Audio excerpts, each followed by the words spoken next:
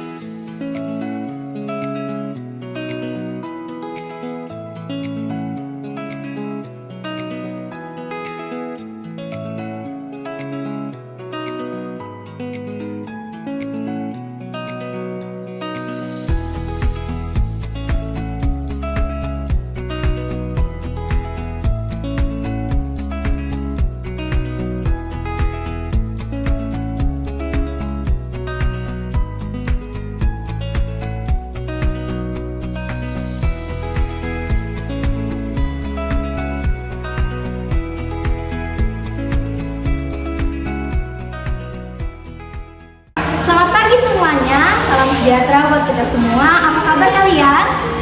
Baik, Bu.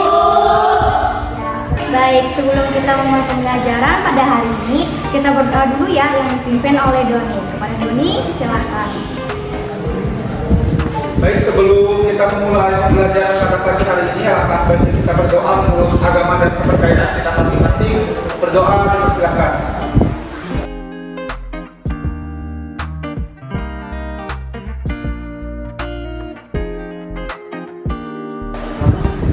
Doa selesai.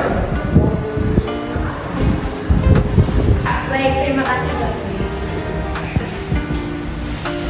Nah, pada pertemuan hari ini karena Pak Bagus berhalangan, Ibu Niti akan menggantikan ya. Sebelumnya, Ibu akan presentasi satu-satu dulu ya, kalian. Angel, Doni, Ibu. Siti, Adebo, Ira, Adebo, Kita, Adebo, Kata, Adebo, Putri, Adil, Erna, Adebo, Meli, Adebo, Ida, Adebo. Baik, berarti ada semua ya hari ini. Pada tahap pertanyaan dasar, langkah penerapan yang pertama sebelum masuk ke materi, guru dapat memberikan pertanyaan yang mendasar terkait materi yang akan dipelajari. Nah, di depan Ibu ini sudah ada botol yang berisi air kotor. Nah, sebelum kita masuk ke dalam materi, Ibu ingin bertanya, kenapa kita membutuhkan air bersih dari kehidupan kita sehari-hari? Ibu, karena air bersih sangat berguna untuk kehidupan dan juga air bersih untuk kita gunakan sehari-hari untuk memasak, minum, dan lain-lain, Bu. Nah, betul sekali Doni. Dari mana saja kita bisa mendapatkan air bersih? Ada yang bisa menanggapi? Saya, Bu. Kita bisa mendapatkan air minum dari sumur, dari mata air, dan perusahaan penyedia air minum. Luar biasa, kalian semua benar. Nah, kita semua berperan dalam menjaga kebersihan air. Nah, kira-kira Apa yang terjadi jika kita kekurangan air bersih? Ada yang bisa menanggapi? Saya Bu, kita akan bisa menjadi sakit dan membuat kehidupan kita sehari-hari seperti memasak, mencuci, itu akan menjadi sulit Bu. Nah, tepat sekali. Kekurangan air bersih bisa berdampak besar pada kesehatan dan juga kehidupan kita. Baiklah, terima kasih atas keterlibatan hari ini.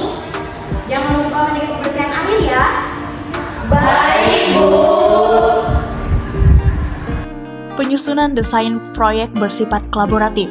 Hal ini memiliki kerjasama antara guru dan peserta didik. Dari ajuan pertanyaan pada langkah pertama, siswa dapat membuat sejumlah poin seperti pentingnya air bersih dan dampak kekurangan air bersih. Baik, langsung saja. Kita akan membuat suatu proyek. Proyek ini akan mengaitkan dengan materi teks prosedur yang sudah kita pelajari. Kita akan membuat teks prosedur pembuatan filter air. Nah, kira-kira ada yang sudah pernah mendengar tentang filter air? Saya pernah Bu. Filter air ini digunakan untuk membersihkan air dari kotoran.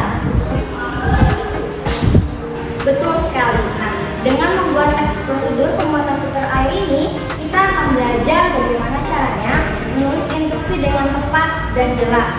Nah, sebelum kita mulai, mari kita bahas dulu ciri-ciri dari teks prosedur. Apa saja ciri-ciri dari teks prosedur? Apakah ada yang bisa menanggapi?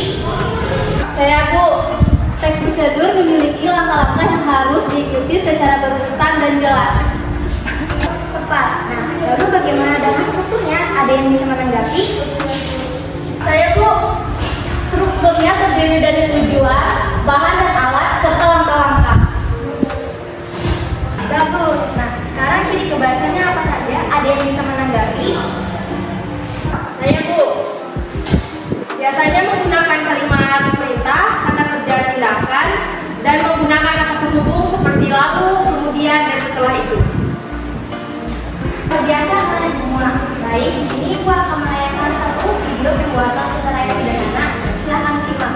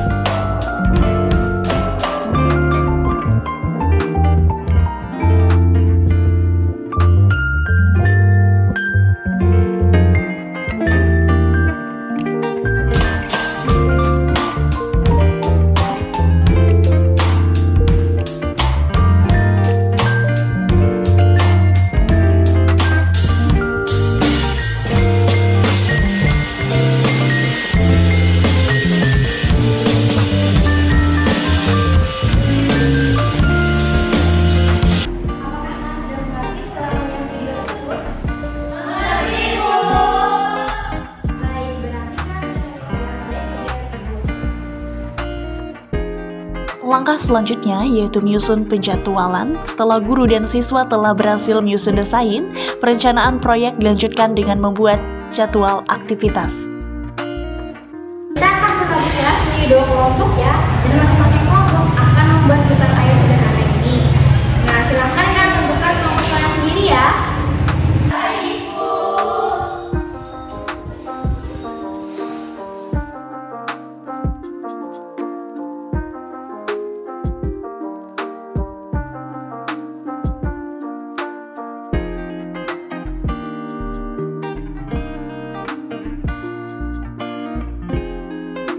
Baik, apakah kelompoknya sudah terbentuk? Sudah, Bu. Baik, nah masing-masing kelompok harus membuat penjadwalan untuk proyek ini. Penjadwalan ini harus mencakup tahap yang harus kalian lalui. Tahap pertama yaitu pembagian tugas. Silakan dimulai.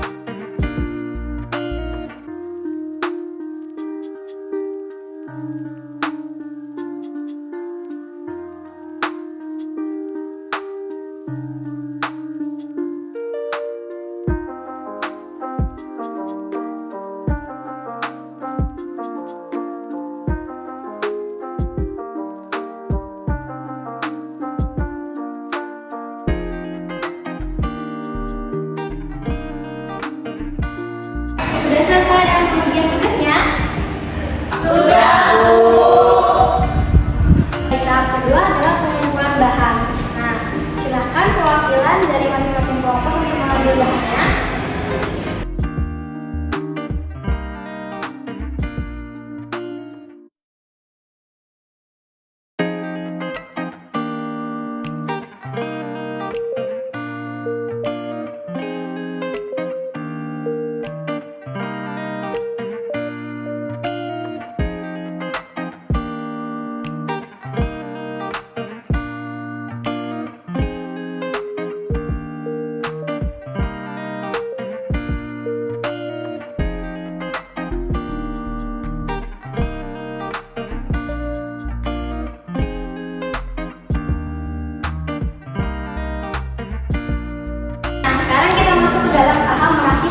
Masing-masing kelompok akan merakit pintal air berdasarkan bahan-bahan yang sudah ada. Nah, mesin pop-up akan memberikan waktu 5 menit. Ya, dan juga jangan lupa untuk mendokumentasikan apa saja yang kalian lakukan agar nanti ditulis dalam teks prosedur. Silahkan dimulai.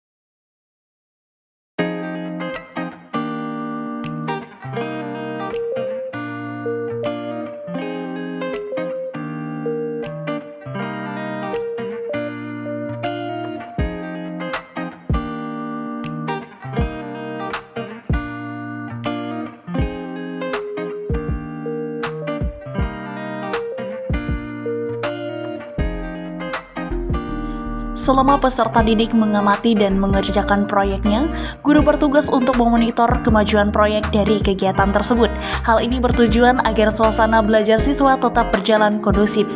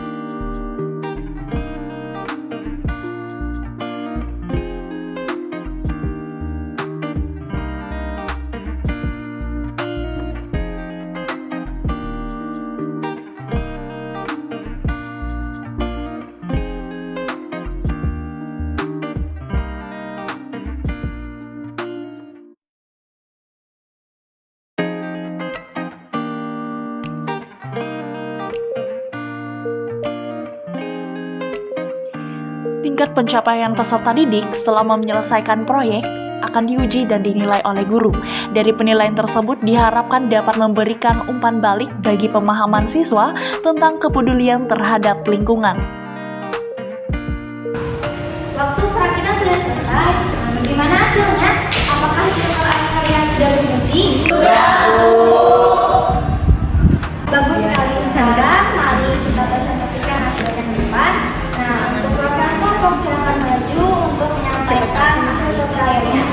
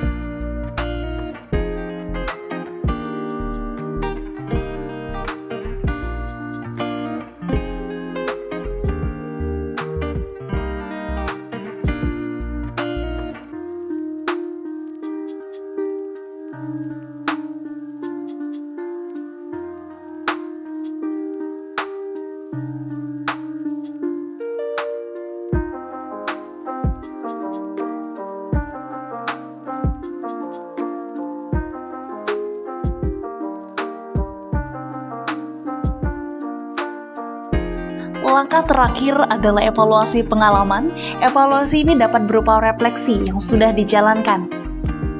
Untuk kedua kelompok, kalian sudah bekerja dengan baik hari ini.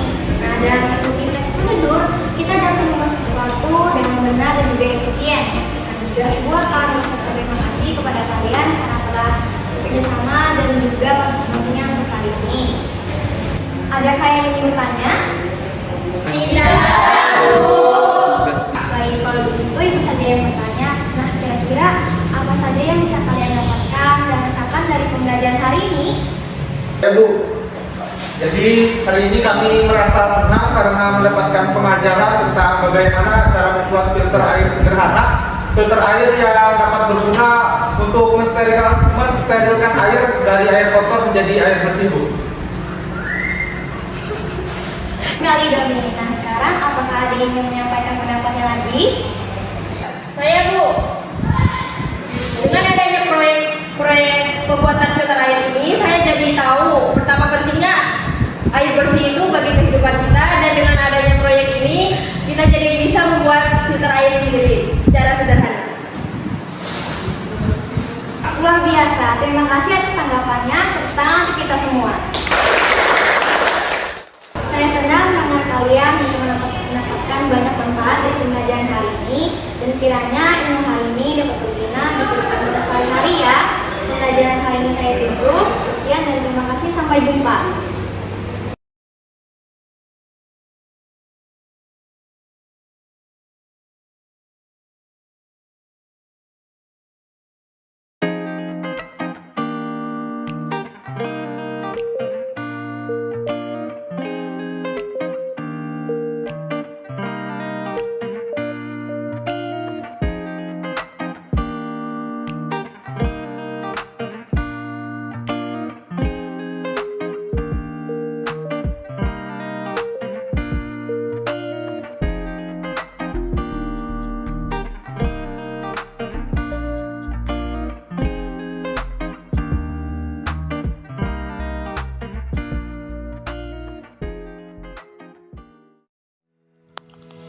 Dalam video tersebut menggunakan model pembelajaran Project Based Learning. Project Based Learning adalah model pembelajaran yang menjadikan peserta didik sebagai subjek atau pusat pembelajaran. Menelitik beratkan proses pembelajaran yang memiliki hasil akhir berupa produk. Project Based Learning dapat diartikan sebagai pendekatan pengajaran yang dibangun di atas kegiatan pembelajaran dan tugas nyata yang diberikan tantangan kepada peserta didik yang terkait dengan kebutuhan sehari-hari untuk dipecahkan secara berkelompok. Project Based Learning menekankan pembelajaran yang berpusat pada peserta didik ketika melakukan suatu investigasi yang mendalam terhadap suatu topik secara konstruktif. Peserta didik melakukan eksplorasi atau pendalaman pembelajaran dengan melakukan pendekatan berbasis riset terhadap permasalahan dan pertanyaan yang berbobot, nyata, dan relevan. Model pembelajaran Project Based Learning memiliki karakteristik di mana guru menjadi fasilitator. Peran fasilitator adalah memberikan permasalahan berupa studi kasus yang nantinya akan diselesaikan peserta didik dalam bentuk proyek. Maka tak heran apabila Project Based Learning ini menekankan pada keaktifan dan juga keterlibatan peserta didik. Adapun karakteristik Project Based Learning diantaranya, yang pertama, berfokus pada peserta pembelajaran atau siswa student oriented. Yang kedua, berbasis proyek dalam pembelajarannya. Yang ketiga, mengembangkan partisipasi aktif dari peserta didik. Yang keempat, menumbuhkan inisiatif dan kemandirian dari peserta didik. Yang kelima, melatih kolaborasi dan tanggung jawab untuk mengakses dan mengelola informasi untuk mencari solusi. Yang keenam, melatih berpikir kritis dan kreativitas peserta didik. Yang ketujuh, evaluasi dilakukan secara berkala karena peserta melakukan refleksi. Yang kedelapan, proyek pembelajaran menghasilkan sebuah produk atau output yang jelas. 9.